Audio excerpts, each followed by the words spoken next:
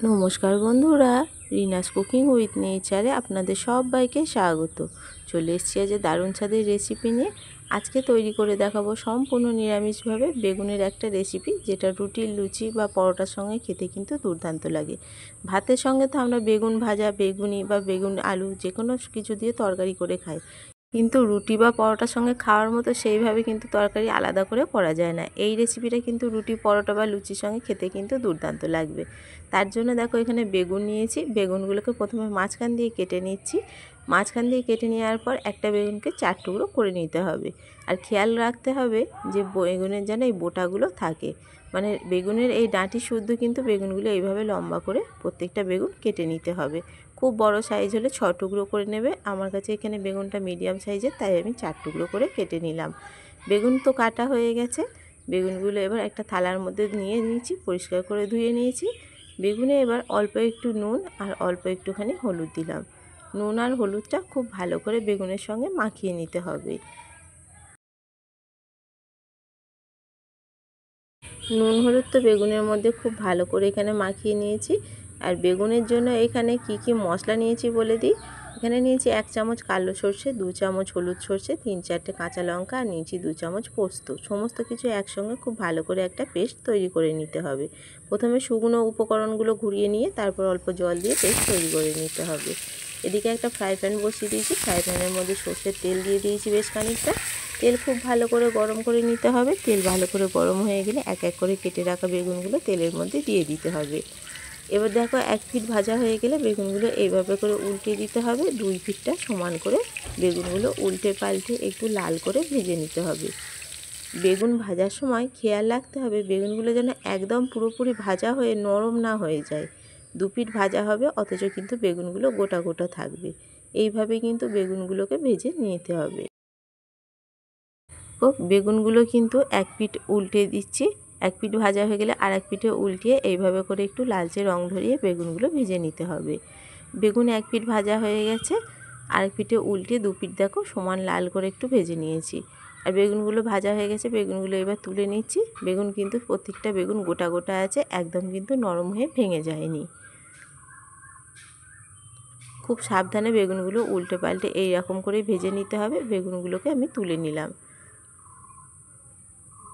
বাকি বেগুনগুলো একই রকমভাবে ভেজে নেব। অতিথি আপ্যায়নের জন্য এটা একটা সেরা রেসিপি। যখন তখন কিন্তু মন চাইবে তোমরা কিন্তু খুব কম সময়ের মধ্যে এটা বানিয়ে নিতে পারবে। দেখো এই বেগুনগুলো ভাজা হয়ে গেছে। এই বেগুনগুলো এক এক করে তুলে নিলাম। কড়ার মধ্যে মানে ফ্রাই প্যানের মধ্যে যে তেলটা আছে সেই তেলের মধ্যে ফোড়ন দিয়ে দিলাম 1 চামচ কালো জিরে। কালো জিরেটা ভালো করে একটু ভেজে নিলাম। গ্যাসের ফ্লেমটা একদম লো করে দিতে হবে। লো করে দিয়ে 1/2 চামচ দিলাম হলুদ গুঁড়ো, 1/2 চামচ দিলাম কাশ্মীরি লঙ্কার গুঁড়ো। হলুদ গুঁড়ো আর লঙ্কার গুঁড়োটা তেলের মধ্যে দিয়ে একটু ভালো করে নাড়াচাড়া করে নিতে হবে। এবার যে মশলাটা পেস্ট করে রেখেছিলাম মশলার পেস্টটা দিয়ে দিলাম। মশলার পেস্টটা দিয়েও খুব ভালো করে কষিয়ে নিতে হবে। তেলের মধ্যে কাশ্মীরি লঙ্কার গুঁড়ো দিলে কালারটা দুর্দান্ত আসে, দেখতেও ভালো লাগে। দেখো মশলা কষানো হয়ে গেছে, মশলা থেকে তেল ছাড়তে শুরু করেছে। এবার এর মধ্যে পরিমাণ মতো দিলাম নুন। নুনটা দিয়েও খুব ভালো করে মিশিয়ে নিচ্ছি। নুন দিয়ে ভালো করে মিশিয়ে নেবার পর 2 চামচ মতো টক দই নিয়েছিলাম। টক দইটা ফেটিয়ে রেখেছিলাম, টক দইটাও দিয়ে দিচ্ছি। টক দইটা দিয়েও খুব ভালো করে মশলার সঙ্গে কষিয়ে নিতে হবে। এবার মশলা থেকে পুরোপুরি যতক্ষণ না তেল ছাড়ছে ততক্ষণ কিন্তু মশলাটা ভালো করে কষিয়ে নিতে হবে।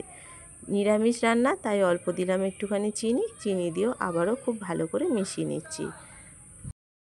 মশলা থেকে সম্পূর্ণ তেলটা দেখো ছেড়ে গেছে। মশলাটা খুব ভালো করে কষানো হয়ে গেছে। এবার এর মধ্যে যে মশলার পেস্ট করেছিলাম সেই বাটিটা ধুয়ে অল্প দিলাম জল, আর একটু পরিমাণে জল দিয়ে দিলাম। জল দিয়ে খুব ভালো করে মশলাটা দেখো মিশিয়ে নিচ্ছি। এবার গ্রেভিটা ফুটতে দেব। তার আগে এখানে দিলাম 3টে চেরা কাঁচা লঙ্কা। গ্রেভিটাও দেখো ফুটতে শুরু করেছে। ভেজে রাখা বেগুনগুলো এক এক করে এইভাবে করে সাজিয়ে দিতে হবে।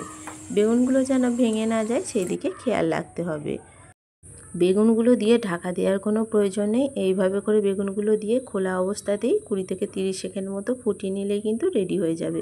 তোমাদের হাতের কাছে ধনেপাতা থাকলে অল্প একটু ওপর দিয়ে ধনেপাতা কুচিও ছড়িয়ে দিতে পারো। দেখতেও সুন্দর লাগবে, খেতেও কিন্তু দুর্দান্ত লাগবে।